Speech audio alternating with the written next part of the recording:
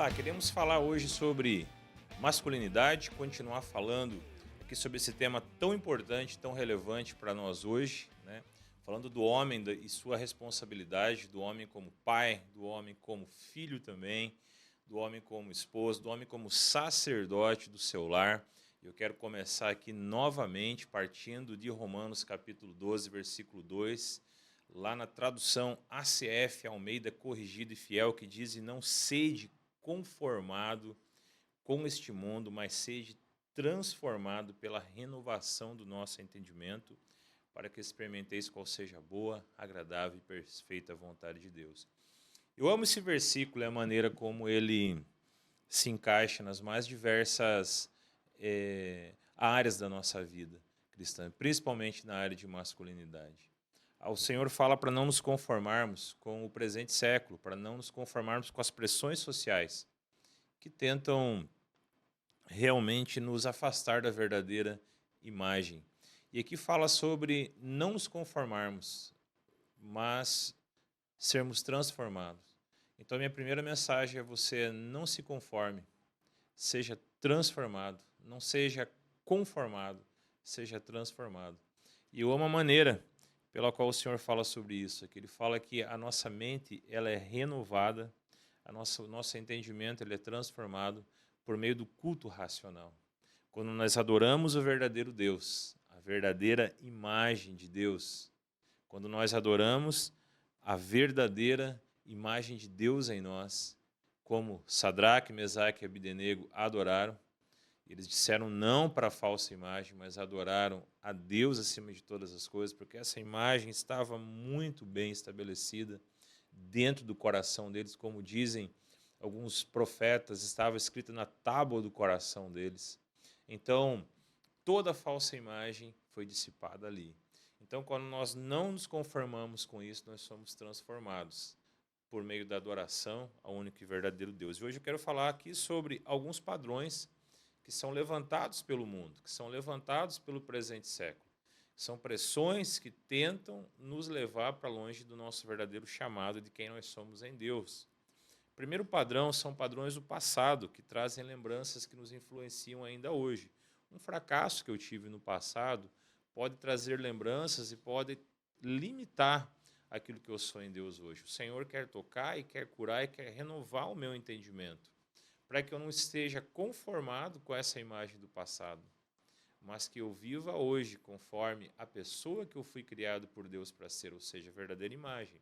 Segundo, experiências do passado, não só lembranças, mas experiências do passado que mudaram a gente de tal forma que ficamos limitados. É aquela síndrome que diz: ó, eu sou assim e sempre serei assim.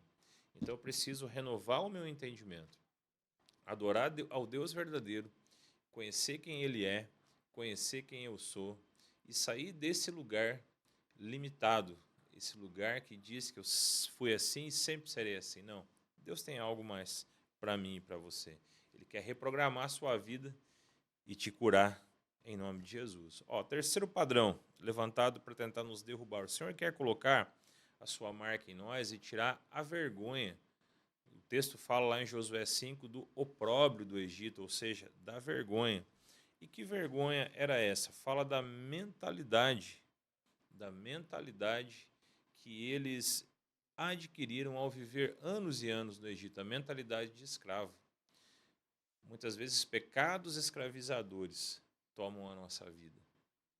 Pecados escravizadores como imoralidade sexual, maus pensamentos, essas coisas que podem nos limitar, podem trazer culpa ao nosso coração e nos impedem de fluir na verdadeira imagem que o Senhor programou e preparou para nós. Nos impede de andar nas boas obras que Deus preparou para que nós andássemos nela.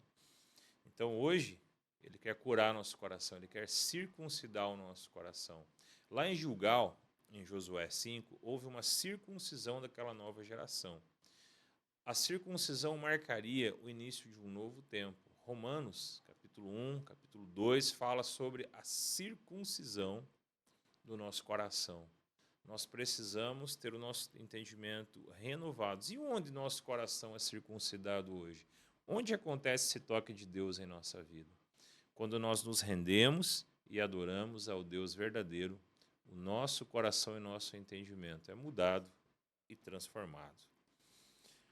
Há mais alguns padrões em nossas vidas que precisam ser mudados e transformados. Quarto, o Senhor mudará os padrões do passado quando nós ouvirmos o seu chamado para um nível mais alto de santidade e pureza.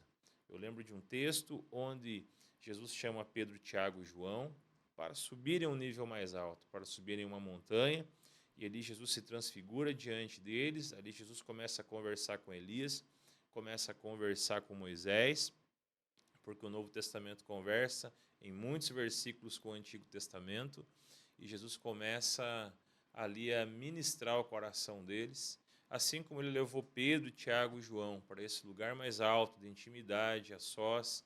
Ele deseja que nós também tenhamos esse tempo a sós com ele, e nesse tempo a sós com ele, nesse lugar secreto, nesse lugar de oração, nós entendemos a necessidade de sermos levados a um nível mais alto de santidade, pureza e graça.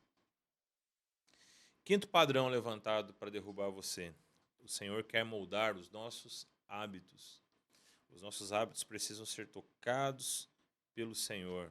O Senhor quer moldar a maneira como nós fazemos as coisas, a maneira como nós estamos acostumados a viver, para que Ele possa nos levar a um lugar de amor e de firmeza de propósito. Os nossos hábitos realmente precisam ser tocados por Deus. E um outro hábito muito importante, que faz parte da sua vida, que o Senhor quer tocar, mudar e reprogramar, são nossas reações no ambiente de trabalho. Algumas reações nossas diante de colegas e amigos impedem o fluxo do mover de Deus por nosso intermédio ali naquele ambiente. Nós não conseguimos muitas vezes mostrar Jesus como deveríamos, né? Sétimo padrão muito importante para nós hoje, que expressa a verdadeira masculinidade, são padrões no nosso casamento, como você e seu cônjuge reagem um ao outro, né? Como você e sua esposa reagem. As nossas ações e reações mostram muitas vezes que algumas coisas precisam ser tocadas pelo Senhor para que nós possamos viver a boa, agradável e perfeita vontade dele também em nosso relacionamento conjugal. E por fim, padrões em nossa agenda.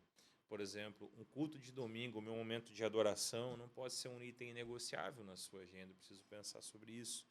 Vai ser importante para que eu realmente flua em tudo aquilo que o Senhor tem me chamado para fluir, para que eu ande em tudo aquilo que Ele tem me chamado para andar. E concluindo, o Senhor quer que nos conformemos novamente à sua imagem. Ele quer que não sejamos conformados com este mundo, mas sejamos transformados pela renovação da nossa mente sobre o que é ser um homem de verdade. Que Deus te abençoe, que essa palavra venha realmente a fazer muita diferença, que você venha romper com esses padrões e viver o melhor de Deus em sua vida. Deus abençoe muito você.